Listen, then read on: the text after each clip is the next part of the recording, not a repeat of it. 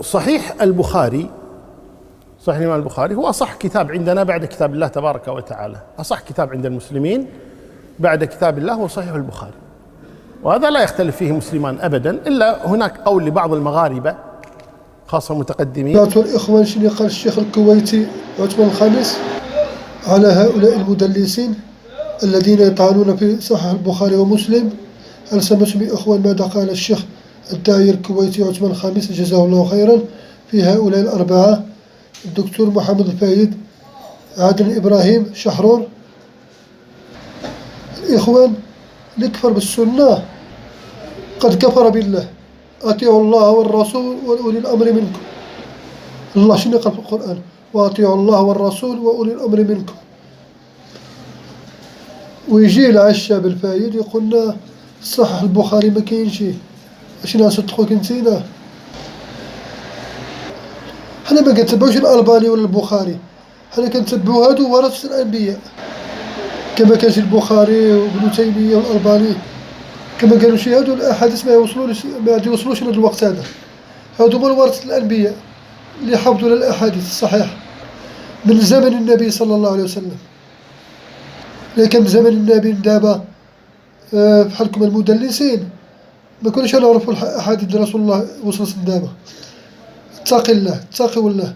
هاد الأربعة الحذر من هاد الأربعة هؤلاء أخوتي، هادو يكذبون ويكفرون ويكفرون وملحدون، يعني الحذر ثم الحذر.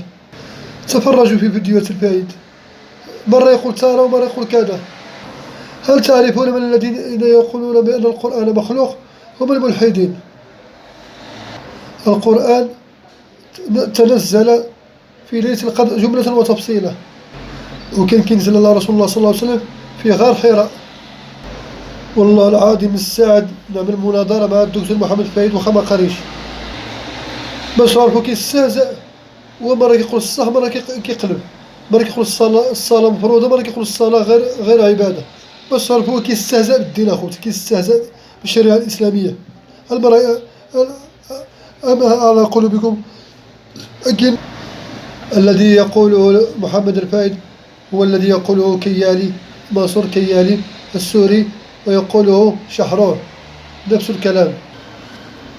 هذا الله ابتلاه بالمال، كفر بدين الله. سمعتوني الخوت شنو قال الشيخ عثمان الخامس جزاه الله كل خير؟ من يطعن في الأحاديث ديال الرسول صلى الله عليه وسلم كأنه يكفر بكتاب الله. هكذا يقولون الملحدون. الإنسان خلق للأكل والشراب، ولماذا نحن موجودين في هذه الدنيا؟ ما الوظيفة التي أوجد الله في هذه الأرض؟ ولماذا خلق الله النار وخلق الجنة؟ هذه دار العمل، والآخرة هي دار القرار. عملت هنايا حصدت هنايا عالجبل فوق. اسمع شحرور، اسمع الفايد. راه فرعون كان اختار منكم، الله كان عطيه الجاه والقوة والسلطة والملك، وغرقوا الله في البحر بالعينات ديالو. قارون كذلك خسف الله بها الأرض. تجي انت اليوم تستهزأ بالدين، حشم على أعراضك يا صاحبي، حشم على أعراضك، ما تستهزأش بالدين الله، ما تستهزأش بالقرآن، ما تضللش الأمة. راه كلشي عاقبك تبطحتي أمام العباد، كلشي عرفك الحقيقة ديالك. شوف القناة ديالك واش بقات كتجيب مشاهدة.